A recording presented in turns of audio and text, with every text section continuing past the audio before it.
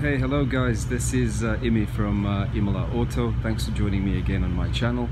Today it's going to be all about a friendly debate about supercars in general. A certain discussion which I'd hope that some of you guys viewing this video might get a chance to voice your opinions and give us your feedback about what you think about certain vehicles. Now, as you can see, my main man Mo is actually there just in front of me in a darling of a McLaren P1 with over 900 brake horsepower. Now he seems to be quite in his element at the moment, so let's just say over to him and see what he has to say about his little experience behind the wheel of such a phenomenal hypercar. Hi guys, yes, it's the Mo in Imola. So we sat in this P1 at the moment, and the thing that I wanted to talk about is the driving position. There's a million things we can talk about this amazing car, but the driving position is just something that I was talking to Imo about just now, and it's phenomenal. It's like you wearing the car. It fits you like a glove. It's tight in here, but the seating position is amazing. The steering position is amazing. The way the pedals feel, it feels like something special. It feels like you're in a £1 million supercar, doesn't it? Now we just we need to know how this thing drives, lad. Well, we're just about to possibly try and get the permission to do that, so let's see how that goes. Fingers crossed. Fingers crossed. Since we're still talking about McLaren P1, I have an interesting question. This belongs to the Holy Trinity, which is of course P1, and I mean, look at it. We're just talking about the mechanism for just the door handles. That alone gives you the jibbies, so to say.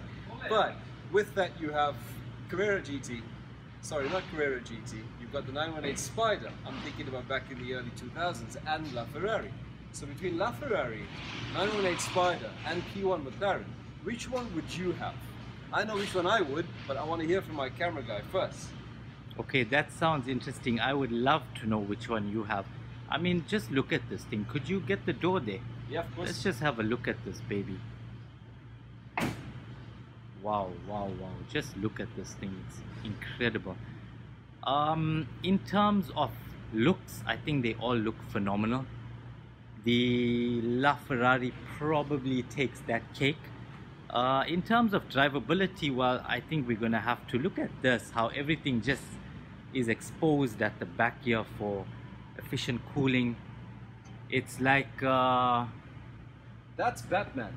Yep, yeah, that's Batman right there. Between the three cars, I reckon P1's Batman. I think P1's Batman. From what we've heard about people driving this car, they say it's probably the most edgy of the lot, and it's probably the most exciting one to drive because it's so edgy. I don't know, lad. I think we're gonna have to take these things out on a track and go and see for ourselves, huh?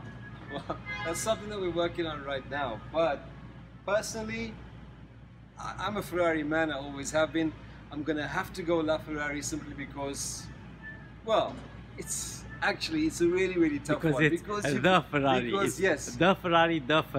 And then you've got 918 Spider as well. You know, all three are phenomenal in their all right. They're all quite similar, but yet so different.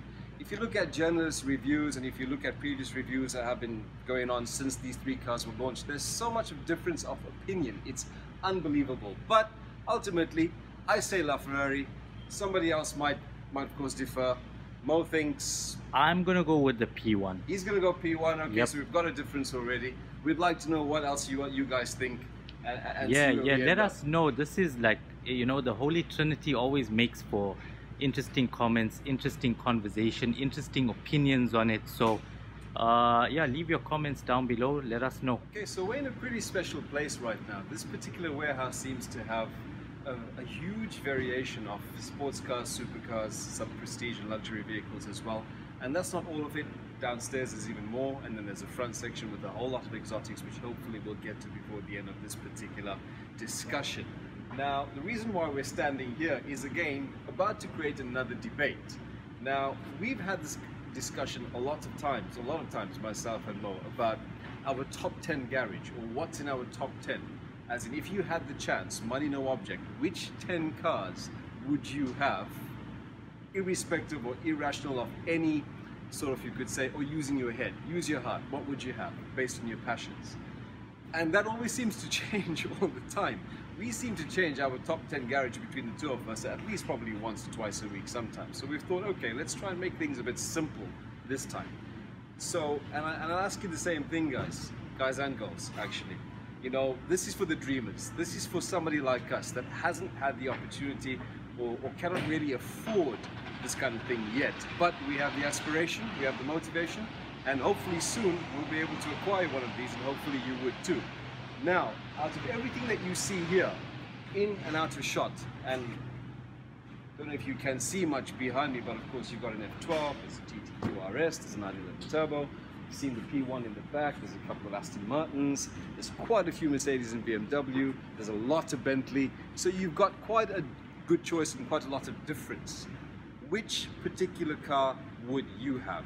Now, Mo says that he'd have the GT2 RS, and I can kind of understand why, because we've been lucky enough to actually have driven some of these vehicles. We've had to go in the F12, we've had to go in a GT2 RS, we've had to go in a 911 Turbo, we've had to go in an Aston Martin previously, so there's quite a lot that we've actually driven, so we kind of know what we want. But he says GT2 RS. I disagree, but let's hear why he has to say GT2 RS first.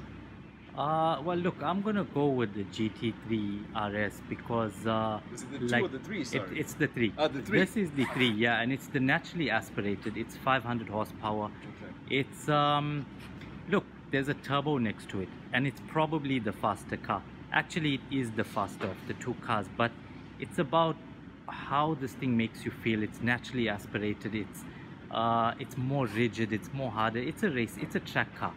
And you feel it, you feel the road. And yes, we've been fortunate enough to drive this thing recently, and it was incredible. The turbo would probably get you there faster, yeah, in more comfort, but then it's not going to give you the driving feel that this does. Okay, and so I want to know what's Imi's pick from these 3. Look, I would say F12. And interesting. I'm probably going to cause a lot of disagreement here, but there's a bit of sentiment behind my choice. Maybe not because of its technical abilities, maybe the GT3, sorry, is a bit more involving, it's a better experience potentially, but I've chosen F12 because it's the first Ferrari I actually ever had driven. You know, so it means something to me. It's close to my heart because, funny enough, it is the first one I actually ever had a go in, you know, and I mean not just drive around the block or park it into a nifty parking space. I mean actually drive the car.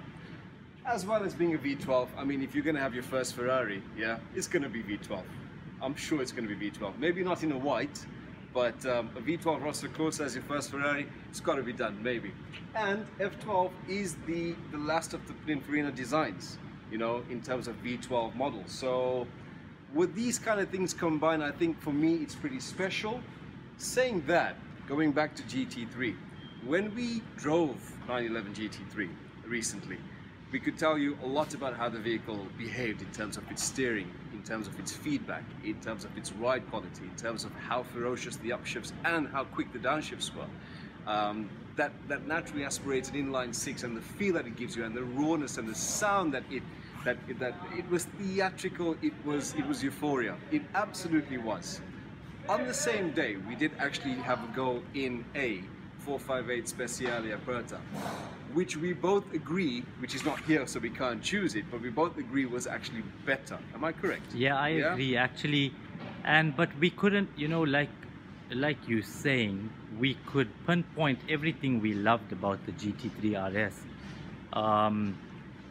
But the Ferrari Speciale just felt more special. It just had something about it, and that's what, you know, we were leaning towards actually at the end of those drives. And we couldn't tell you why.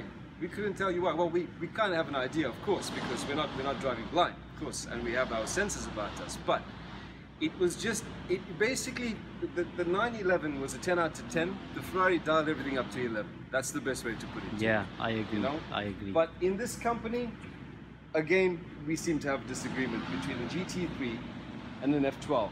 But what we can both say comfortably is that the 911 Turbo will probably do both for you in terms of speed and acceleration, but do it in a lot more comfortable manner, and is definitely more of a daily user.